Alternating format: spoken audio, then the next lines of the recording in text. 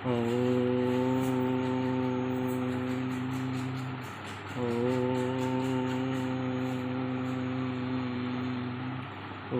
Anandamayi चैतन्यमयी सत्यमयी Parme Om Sri Aurobindo Mira is my refuge. Namaste, good morning, Vande Mataram, welcome all of you. The topic of this glorious morning's discussion will be on a beautiful topic, that is the foundation of sadhana. The basic concept, everyone has to understand what is the basics, what is the foundation of sadhana really. That for this, of course, in brief we are going to discuss the topic, that is the foundation of sadhana. So everything will be almost discussed from the writings of Sri Aurobindo. In the very prime line, the very initial line, Sri Aurobindo tries to explain us, it is not possible to make foundation. It is not possible to make a foundation in yoga if the mind is restless. So mind has to be quiet. Everything depends upon the mind for the time being, because mind is the major factor playing the major role here. So if the mind is restless, it is difficult to make a foundation in sadhana, yoga. The first thing needed is to quiet in the mind. That is the first requirement, quiet in the mind. Also, to merge the personal consciousness is not the first aim of the yoga. A very interesting line. Also, to merge the personal consciousness is not the first aim of the yoga. The first aim, then what is the first aim? The first aim is to open it to the higher spiritual consciousness. This is the major requirement we must know, everyone must know. The first aim is to open it to a higher spiritual consciousness, and for this, also a quiet mind is the first need. So the foundation of sadhana is quiet mind. Mind must be quieted. Then Sri Aurobindo, of course, quoted next page of discussion. The first thing is to do in the sadhana is to get a settled peace and silence in the mind. Of course, it is discussed, quiet mind, settled peace and silence in the mind. The peace, it is coming and going, but this fluctuation is no more helpful in the permanency in the going, while in the long term it is not helpful. So to get a settled peace and silence in the mind, that is the first thing required in sadhana. Otherwise, you may have experiences, but nothing will be permanent. So to get the permanency, this peace and silence in the mind must be settled permanently. It is in the silent mind that the true consciousness can be built. So again, Srinath tries to clarify, a quiet mind does not mean that there will be no thoughts or mental movements at all, but that these will not be the surface on the surface, and you will feel the true being within, separate from them. The true being, we have to go deep inside, excluding the surface, going away from the surface. We have to go deep within, observing but not carried out, able to watch and judge them and reject all that has to be rejected, and to accept and keep all for the that is true consciousness and the true experience. These are the most required. The passivity of the mind is good, but you take care that the passive only to the truth and the touch of the divine Shakti. So nothing to the external powers, or the passive simply laziness and nothing. If you are passive to the suggestions and influences of the lower nature, very clearly Sri Aurobindo has clarified us, has explained us. If we are passive to the suggestions and influences of the lower nature, you will not be able to progress, or else you will expose yourself to the adverse forces which take you far away from the path of yoga. So, what is the basic rule for the safety and security, for the better progress? What is the best way? Aspire to the mother for the settled quietness and calm of the mind, and the constant sense of inner being in your and standing back from the external nature and turn to the light and the truth. This is the basic condition. Turn towards the mother. Keep yourself open to the divine truth, and the external nature, from the external nature try to move back, stand back, and turn to the light and the truth. That is the basic requirement and the major thing. Then the forces that stand in the way of sadhana are the forces of the lower mind and vital and physical. That is the major problem that actually brings resistance for us. Behind them are the adverse powers of mind and vital and physical, subtle physical worlds, still are more adverse. Then these are the these can be dealt with only after the mind and heart have become one pointed and concentrated in the single aspiration to the divine. Then it is on single aspiration to the divine, entire mind, life, vital, it must be turned toward that elevation of consciousness is required. Then we'll discuss little bit on his message, very interesting message of Sri Aurobindo. First, aspire and pray the Mother for quiet in the mind and the purity and calm and peace, and awakened consciousness, intensity of devotion, strength and spiritual capacity to face all inner and outer difficulties. So, entire thing, entire resistance, whatever is coming, the thing we can best do is to pray the Mother and aspire for the her grace and her guidance to go through the end till the end of the yoga. It is not that the something we can aspire in some way at a some point of time, then we can just simply forget it. That is not required. That consistency is required. So if the consciousness awakens and there is devotion and intensity of aspiration, three things are there. One, that awakening of consciousness, initial condition, and there on the behalf of the sadhaka, on behalf of us, that devotion and intensity of aspiration is there. It will be possible for the mind, and provided it learns quietude and peace to grow in knowledge. Knowledge means ordinary knowledge, no? That is the supreme divine knowledge, of course. To be calm, undisturbed, and quiet is not the first condition for the sadhana, but for the siddhi. Basic requirement, it is basic, not only for sadhana, it is for siddhi. To be calm, undisturbed, and quiet, these are the basic condition.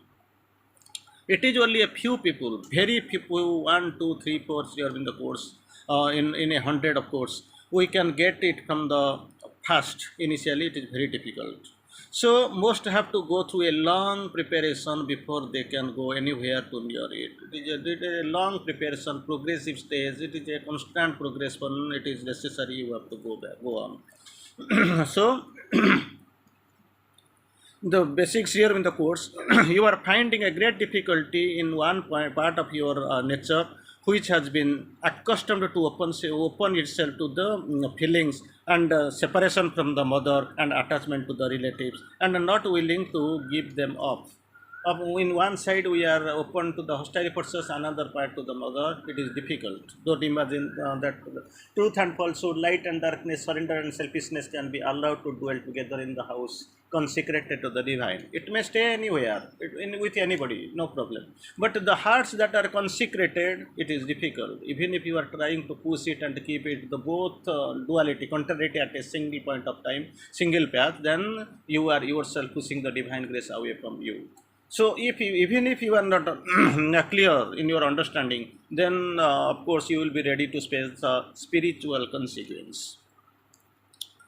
But everybody first finds such obstinate difficulties in the part of the nature. Even the most successful sadhakas here, they find the same difficulty, same problem, and it is also fundamentally they are not also clear.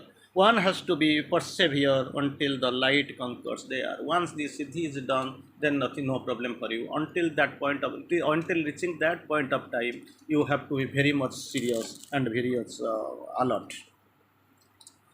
Next year in the course, one can go forward even if there is no peace. Even if there is no peace, one can go forward. Quietude and concentration are necessary. These are the necessary conditions, concentration and quietude. Peace is necessary for the higher state to develop. So even if you are not going at the initial moment or at the very initial instant, very on the just at the starting, then also no problem with quietude and concentration. These are the necessary elements, necessary things necessary, and afterwards in a higher condition you will get the true higher state to develop. The next one, the words peace, calm, quiet, silence have each their own set of meaning. Each set of meaning of these things what have been described like peace, calm, quiet, silence. Entire this meaning is different for different words. It is not easy to define them. Still, peace is of course it is Santi. Calm we have seen that's actually Sthirata.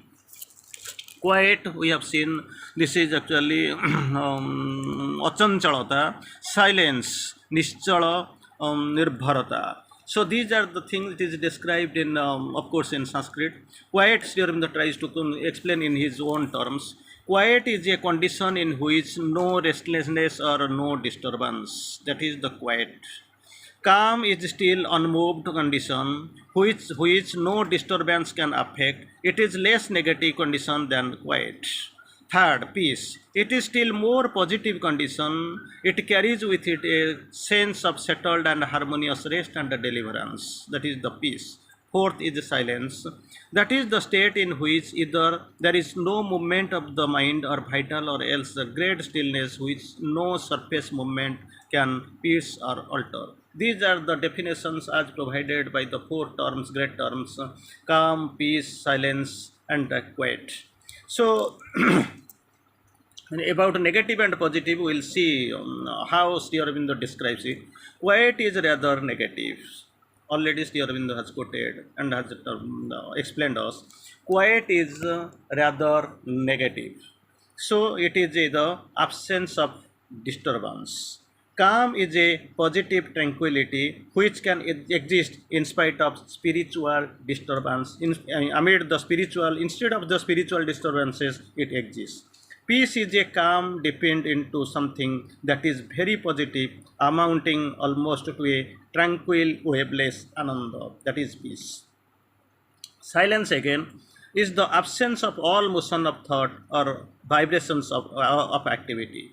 So again, Sri Aurobindo of course tries to explain very neatly. Calm is a strong and positive quietude. Calm is a strong and positive quietude, firm and solid.